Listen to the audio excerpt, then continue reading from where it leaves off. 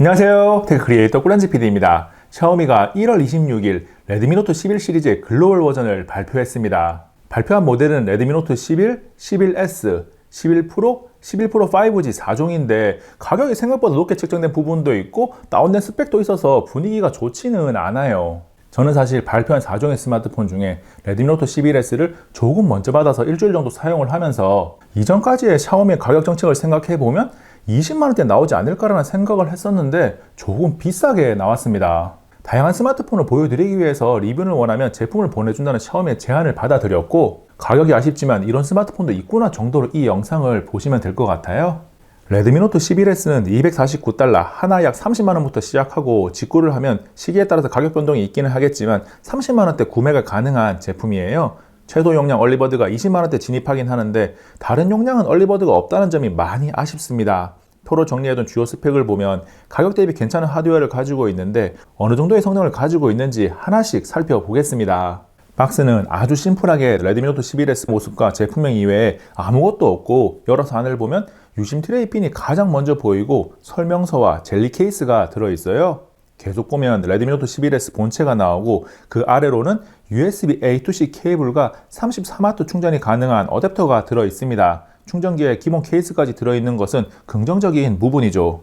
제가 가지고 있는 레드미 노트 11S는 트와일라이트 블루인데 바라보는 방향이나 빛에 따라서 색감이 조금씩 다르게 느껴집니다. 후면 카메라는 못생겼는데 1억 800만원수 메인 광각 렌즈가 무척이나 크고 그 아래로 다른 렌즈들이 배치되어 있어요. 그리고 아래쪽에 레드미 브랜드 로고가 적혀 있습니다. 레드미 노트 11S를 돌려가면서 보면 모든 프레임이 전체적으로 다 플랫이라서 각진 형태인데 4개의 모서리에는 약간의 곡률은 적용했어요. 뒷면에 이어서 측면을 보면 오른쪽에는 볼륨 조절 버튼과 지문이 센서를 포함한 전원 버튼이, 왼쪽에는 유심 및 마이크로 SD 카드 트레이가 있고 상단면에 3.5mm 오디오 잭, 스피커, 적외선 센서, 마이크, 하단면에는 스피커, USB-C 포트, 마이크가 있습니다. 레드미 노트 11S를 돌려서 디스플레이가 있는 앞을 보면 베젤이 좌우나 상단은 그럭저럭 괜찮지만 하단은 다소 두꺼워서 이 가격대에서는 평범한 모습이긴 합니다. 크기는 가로 73.87mm, 세로 159.87mm로 6.43인치 스마트폰 중에 조금 큰 편이고 두께는 기본이 8.13mm, 카메라가 있는 부분이 9.7mm인데 메인 광각 렌즈가 있는 곳은 11.29mm가 나와요. 이 녀석의 측면 모서리를 보면 앞뒤가 다 각진 형태라서 한 손에 잡았을 때 그립감이 좋지 않은 편이고 무게가 저울에 올려보면 181g이 나와서 크기를 고려하면 많이 가벼운 것은 아니지만 휴대성이 그럭저럭 괜찮습니다. 레드미 노트 11S는 미디어텍 AP 헬리오 G96을 탑재했습니다. 이해를 돕기 위해서 퀄컴 스냅드래곤에서 비슷한 수준의 AP를 찾아보면 스냅드래곤 720G가 있어요. 벤치마크 긱벤치 5를 돌려보면 싱글코어가 500점대, 멀티코어가 1800점대가 나옵니다. 레드미 노트 11S의 가격을 고려하면 제법 쓸만한 수준인데 CPU 스로틀링 테스트 앱을 통해서 성능 유지 안정성을 체크해보면 일정 시간 이후에 성능이 최고 수준 대비해서 왔다 갔다 하는 것을 확인할 수 있어요. 테스트 결과를 보면 안정성이 83%로 전체 스마트폰들 중에서는 괜찮은 편인데 최고 퍼포먼스가 높지 않은 중보급형 제품으로 범위를 좁혀보면 90% 이상의 안정성을 보여주는 게 대부분이라서 아쉬운 부분입니다. 스로틀링 테스트 중에 발열까지 체크를 해보면 전면 디스플레이의 최고 온도가 35도에서 36도 정도가 나오고 후면의 최고 온도는 37도대가 나와요. 사용하면서 발열에 대한 걱정은 없습니다. 실제 성능 체감을 위해서 비교적 요구사항이 높은 배틀그라운드 뉴스테이트를 해보면 설정에서 프레임 속도 최대, 그래픽 품질 울트라 세팅이 가능해요. 1시간 이상 게임을 해보면 그럭저럭 잘 즐길 수 있습니다. 다만 스로틀링 테스트에서 약간의 불안정성이 있었던 것처럼 자주는 아닌데 아주 가끔 미세하게 픽시 게임을 할 때 순간 프레임 드랍 현상처럼 버벅거림이 나타나기도 합니다. AP에 이어서 램과 저장 용량도 체크를 해보면 6GB 램에 64GB 저장 공간, 6GB 램에 128GB 저장 공간 또는 8GB 램에 128GB 저장 공간이 있습니다. 그리고 외장 메모리 카드 슬롯이 있어서 최대 1TB까지 확장이 가능해요. 제가 리뷰를 위해서 사용하고 있는 이 녀석은 8GB 램 모델입니다.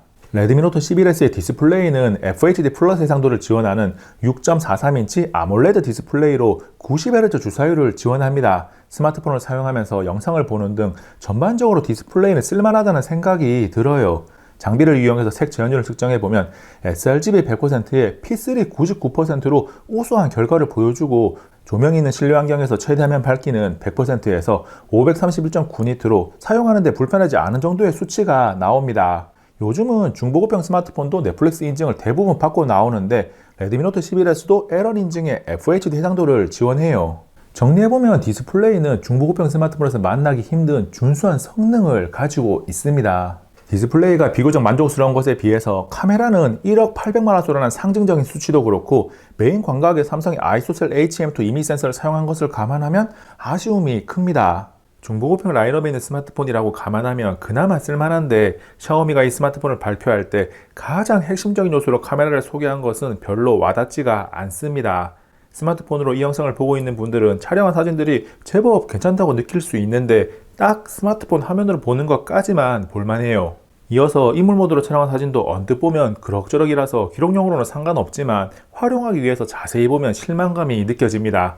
그리고 야간 모드로 촬영한 사진도 노이즈가 심하고 사진이 아니라 그림처럼 보일 정도로 뭉개짐이 느껴져요. 사진 촬영은 그나마 환경에 따라서 조금 쓸만한 경우도 있는데 FHD 해상도로 최대 촬영이 가능한 영상은 가격대를 고려하더라도 그냥 별로예요. 지금 비교적 조명이 좋은 상태에서 촬영한 영상을 보여드리고 있는데 노이즈도 심하고 부자연스러운 느낌이 영상 전반에서 강하게 나거든요. 레드미 노트 11S의 카메라 성능을 보면 하드웨어가 다가 아니라는 것을 알 수 있습니다. 카메라의 배터리는 5000mAh를 탑재하고 있는데 일반적으로 사용하기에 부족함이 없는 용량이고 실사용간에도 광탈이나 뭔가 문제가 될 만한 요소는 없어요. 충전은 34W까지 지원한다고 하는데 구성품으로 포함된 어댑터와 케이블을 사용할 때 미 터보 차지라고 뜨면서 9V 3A 27W까지 나오고 제가 가지고 있는 다른 어댑터나 케이블을 어떻게 조합해도 그냥 퀵 차지라고만 뜨고 20W 정도까지만 나왔어요. 오디오는 3.5mm 오디오 잭이 있다는 것이 유선 이어폰이나 유선 헤드폰을 즐겨 사용하는 분들에게는 긍정적인 요소고 스테레오 스피커도 제법 괜찮습니다. 가격대를 생각하지 않고 절대적으로 봐도 평균 이상은 됩니다. 샤오미 스마트폰은 안드로이드 기반의 MIUI를 사용합니다. 삼성의 원 UI와 같은 개념이라고 생각하면 되는데 기본적으로 안드로이드 사용자라면 바로 적응해서 사용이 가능한데 상단 표시지 우측을 내리면 설정창이 나오고 왼쪽을 내리면 알림창이 나오는 것 등을 보면 iOS의 모습이 보이기도 해요.